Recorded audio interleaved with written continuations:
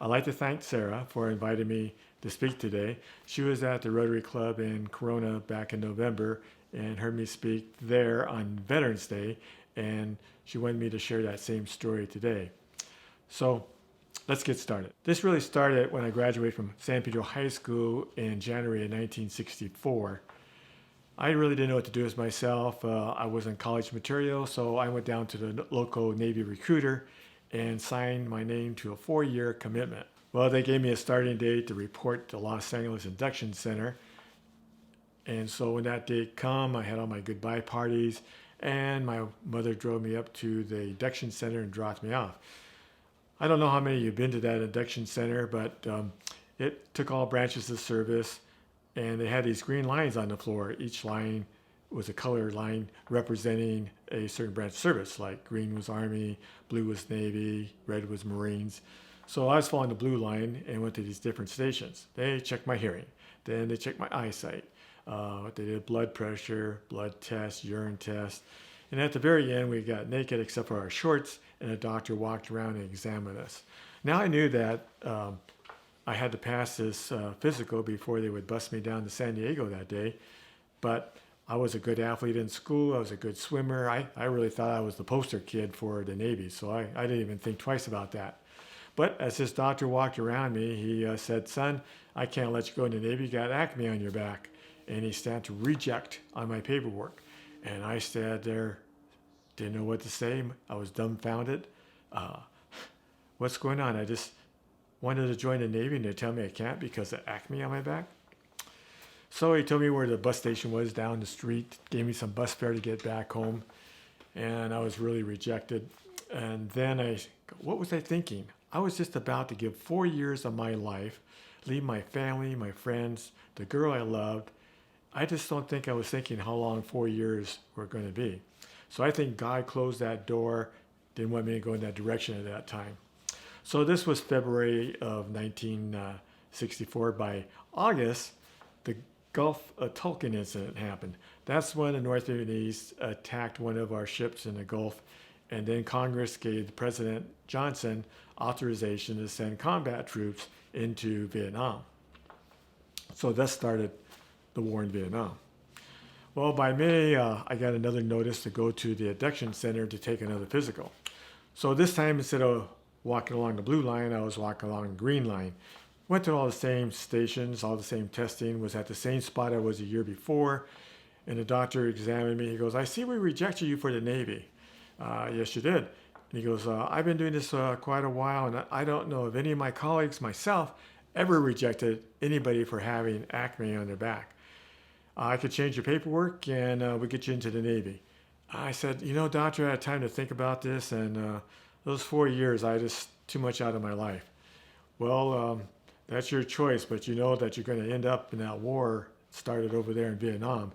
I said, "Well, if that's the way the Lord's going to let me go there, then, that's what it's going to be." So a few months go by, and I get a letter from the President of the United States, and it says, "You are hereby ordered for induction into the United States Armed Forces. Report to the Los Angeles Induction Center on September 7th, 1965. Oh, that was only 2 weeks away. So I had all my goodbye parties again, and I'm back at that induction center for the third time. But this time was to raise my right hand and swear that I would protect and guard the Constitution, so help you God. And when I said I do, at that time I was no longer civilian, but I belonged to the Army for the next 2 years. I don't think if you never gone through that, all of a sudden you just lost all the freedoms you had. I was a young guy. I had a car. I had a job. I had a girlfriend. Life was good. And all of a sudden you get a letter from the president telling you, "You're not doing that anymore. You belong to me." So the sergeant tells us that we'll be going to Fort Polk. And we kind of all looked around at each other. We all thought we were going to Fort Ord, which is Northern California, and that's where mostly everybody always went from California. And so was this somewhere out in the desert? And so somebody finally asked the sergeant, and he said, "It's in Louisiana. We'll be flying you guys there a little later today." And sure enough, we get down to LAX, and we get down to the cargo area, and I'm looking out the window at the plane we're going to be flying. First time I'm going to fly in a plane, and it's a 4-engine prop, and all around the engine is just all burnt oil. But the flight went pretty good until around midnight. We were flying through Texas. We went through a tremendous storm, and I was sitting on the wing. That wing was flapping, and I thought it was going to break off. But obviously it didn't since I'm here. We landed some air base in Louisiana. Then they bused us to Fort Polk, Louisiana. We got off the bus, and the sergeant said, "Greetings to Fort Polk, Louisiana. Stay here, stand here until I come and get you later." This was 4 in the morning. So a couple hours later, they finally first thing they did to us, have us get a haircut. Now I was the first one in line. The barber goes, "Oh, how do you want your haircut?" Just a regular cut would be fine. And he immediately shaved off all my hair. I was bald. And of course, everybody behind me had the same haircut. And now we all looked alike, except for the color of our skins and then clothes we were wearing. And so that was the next thing they took care of. They took us to the quartermaster, and we stripped down, gave us a duffel bag. And so we started going through this line where they first gave us boxer shorts, and then our fatigues, then our khakis, then our dress greens, our helmet, our hats, our gloves, our ponchos, and we're stuffing all this stuff into our duffel bag. So when we finished doing that, it was time to get our shots. So they lined us up, and they had these 6 medics, 3 on each side, and they had these guns, and it shot the right into your arm, pow. And so we went through that line, and it went pow, pow, pow. And if you flinch at all, that's going to tear up your skin. You can see all the blood pouring down. So just like that, we had our shots. And then they took us to our company. And so we got there off the bus. The sergeant greeted us. They had these Smokey the Bear hats. And man, they looked mean as ever. And their job was to change us from thinking and acting like a civilian to start thinking and acting like a soldier. And they were very good at their job. So the next 8 weeks, that's what they were doing. Every day we started off doing calisthenics for about 3 hours, sit-ups, push-ups, jumping jacks, and several other kinds of exercises. We marched everywhere we went. We learned how to use a rifle. We learned how to fight with a bayonet. We learned how to throw a grenade. We learned how to fight hand-to-hand. In fact, one of the exercises we had to do, we partnered with somebody and we came up behind them and taken arms and choked them until they passed out. And then when they came to, they did the same thing to us. So by the end of that 8 weeks, I felt great. I felt like I could take on the world. I said, bring it on. So those sergeants did their job. So that was just basic training. Now it was on to our advanced training. And since I was drafted, I had no choice of what job they were going to give me. So I was sent to Redstone Arsenal in Huntsville, Alabama, to become an ammunition specialist. You're saying, what's an ammunition specialist? Well, we were going to learn everything there was about ammunition, from the smallest bullet to a guided missile.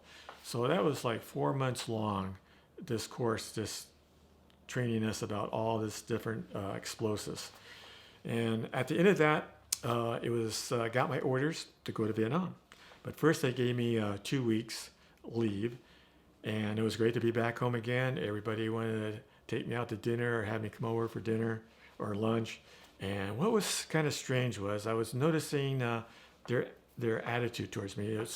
I could see that they knew I was going off to war, and in their minds, if somebody goes off to war, they might not come back alive. So I was getting this feeling like this might be the last meals we have together. So that's kind of strange. And then the last Sunday, the pastor at our church had me come, and the congregation prayed for me, and the soloist sang Onward, Christian Soldier. Next day I was at LAX, and I had 40 people seeing me off. And you remember back in those days, you go right to the gate to see somebody off or greet them. So I was boarding the plane. I turned around and I looked at everybody, and I gave them a salute. And again, their faces looked like they were never going to see me again. Well, I flew up to Oakland because I was going to Oakland Army Depot, and that's where they were going to deploy me out. So I was only there for a few days, and before you know it, I was landing at Thong Son Nhut Air Base in Vietnam. And as the plane was taxiing to the terminal, I was looking out the window, and I was seeing these fighter jets, F-105s, Phantom 4s, helicopters coming and going. It was like, oh boy, I'm here. Plane came to a stop at the terminal, and they opened up that door, and it felt like an oven. And mind you, it was 7 o'clock at night. And then when we stepped off the plane, the heat was just, the humidity was just really, just started sweating right away. Oh, they put us on these trucks and had no idea where we were going. We're going to be driving through the jungles, had no idea how far we're going. It turned out we just went to the other side of the base where we went to what they call Camp Alpha. That's where everybody that came into the country would report there, and everybody would, when you're leaving, that's where you would report. And so that was only, like I say, about a 5-minute drive. So we got off the trucks, got a formation, and the sergeant said, "Welcome to Vietnam. Look around where all these bunkers are. Familiarize yourself. If we get under attack, you want to get in there as quickly as possible. If you're on your bunk, you can't get to the bunker, grab the mattress and put it over you and pray that it's not a direct hit." And a month later, Tonsanut Air Base and Camp Alpha got hit pretty hard, where we lost at least 100 people. Guys just like me, that was their first day in Vietnam, and others, it was going to be their last day. And I just saw a statistic where 1,400 people died on their last day, and 700 people died on their first day in Vietnam. It's just a bad number anytime you die, but your last day, your family's thinking you're coming home in a few days. So anyway, I was there for a few days before they sent me to my unit. I ended up in the Tainan province, which was 90 miles northwest of Saigon and about 10 miles east of the Cambodian border. It was the main infiltration route that North Vietnamese would infiltrate into the southern part of South Vietnam. So there was a lot of heavy fighting going on in that Tainan province. My job, I was with the 550th Ordnance Detachment at the ammo dump, and our job was to make sure that the 25th Infantry Division never, ever ran out of ammunition. And they could be out if you're out in the field and you run out of water, you run out of food, you could survive 1, 2, 3 days. But the moment you run out of ammunition, your life expectancy is very slim. So our job was very important. Next to our ammo dump was the morgue. And every time you saw a helicopter land there, you knew that they were bringing in bodies that were just alive moments before. And their job was to identify the bodies, clean them up, put a military dress uniform on, put their medals on. And then the last thing in the container, they were sending them back home into the drape an American flag. Meanwhile, back at that soldier's home, there's a military chaplain knocking on the door, bringing the news to his family that he has died in Vietnam. And that story is as old as the American Revolution, the Civil War, World War I, World War II, Korea, Vietnam, the War on Terror. Thousands and thousands and thousands of GIs have paid the ultimate price of protecting the freedoms we have in this country. The time that you arrived in Vietnam to the time you left, you knew exactly how many days you had left.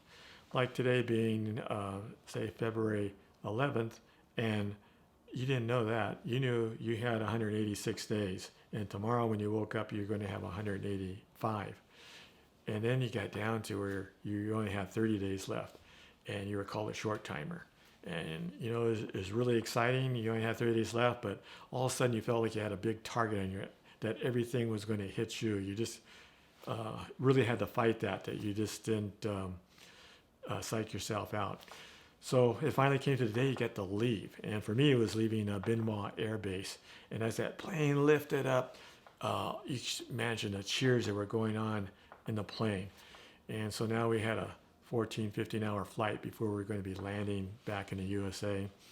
So that finally came, and I was landing at Travis Air Force Base, where I took off just a year before. And as the plane touched down again, everybody's cheering, all excited. I was the last one to get on the plane, so I was the first one to get off. And I got down on my knees, I kissed the ground, and said, "Thank you, Jesus." They put us on a bus, and they take us to the Oakland Army Depot, where they were going to check our paperwork before they released us to go home. So we're, if you ever seen those movies where a football team just won the state championship or the national championship, or pro team just won a championship and they're on the bus to go back to their school or their hotel, you see how excited they are. Everybody's high-fiving, they're all excited. That was us. And we're pulling out the gate. And then all of a sudden what happened next as we went through that gate has been a thorn in my side, a scar in my soul all these years, and many other soldiers. As we went out that gate, all of a sudden that excitement, everything, the air just went out. There was at least 100 or so protesters there with signs saying baby killers, murderers, stop killing children, end the war. They were cussing and screaming at us. And, we're looking at each other, what's going on? It was early in the war when I left, and there was no protesting going on. When we're over there, it's not like today where everybody has instant news because of their phones or iPads or what have you. We had none of that. We got papers from home, and we usually just looked at the sports page. We had the radio, military radio, which was, good morning, Vietnam. And it was generic news. We didn't hear about any unrest was going home. Same with, we got a paper called the Stars and Stripes every week. And again, it was just generic news. We didn't know about, all this unrest that was going on. So we were just really shocked. And why were they calling us baby killers? We went out of our way to save babies and children's lives. And a lot of guys died doing that. So, that really left a scar on us. 2.7 million of us served in Vietnam. And they estimated about 3 years ago there's only 800,000 of us still alive today. So they're wondering why so many of us have passed away so quickly. And so some of the things that I found out was, one, that PTSD really played a factor in that. Guys, most of all of us suffered from that, some more severely than others. If you go to the VA hospital out here in Loma Linda, you see these guys walk around still in their jungle fatigues, beards, long hair, if they still have hair. Their eyes are all glossy. They're just high on drugs and alcohol, and they still think they're in Vietnam. They never made that transition from going from a soldier back to civilian life. And I can understand that, if you could imagine year day in, day out, seeing horrifying things, like you're on a patrol and the guy in front of you steps on a mine and you see his leg go flying off. That really leaves an impact.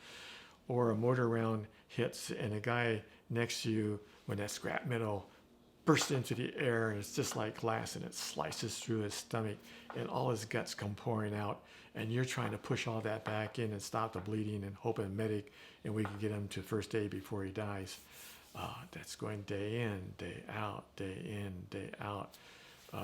The horrors that went on. So when it came time for the government says you don't have to be in it. Your time in the Army is over. You can go back home to be a civilian again. There just wasn't a switch you could turn off and turn on, and all of a sudden, everything you forgot about. Some of us, we got over it pretty quickly. Others, it's lingered on for years. And like these guys walking around the VA, they never left. They still think they're in Vietnam.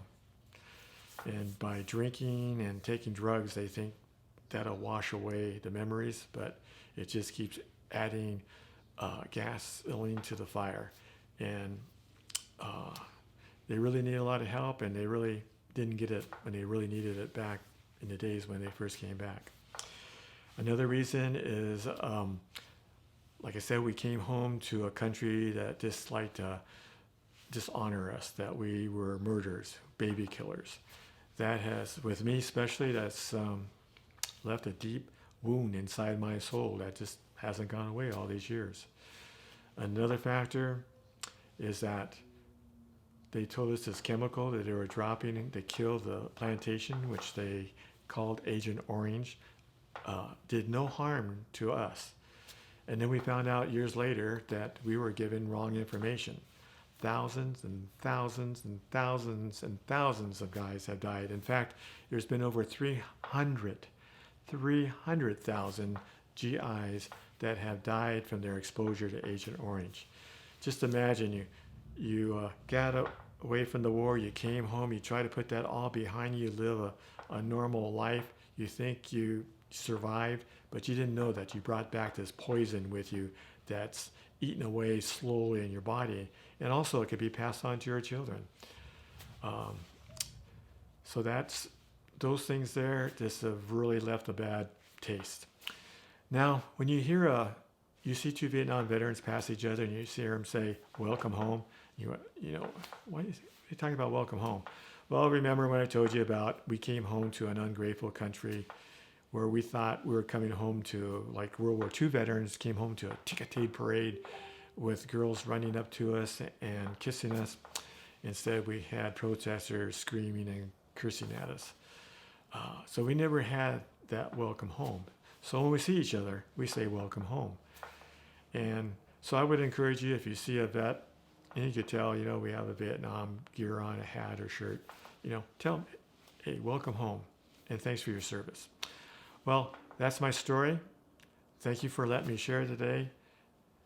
It was really a real privilege to be able to participate with the Rotary Club today. I hope maybe one day we could all meet in person and I get to know you guys. Thank you.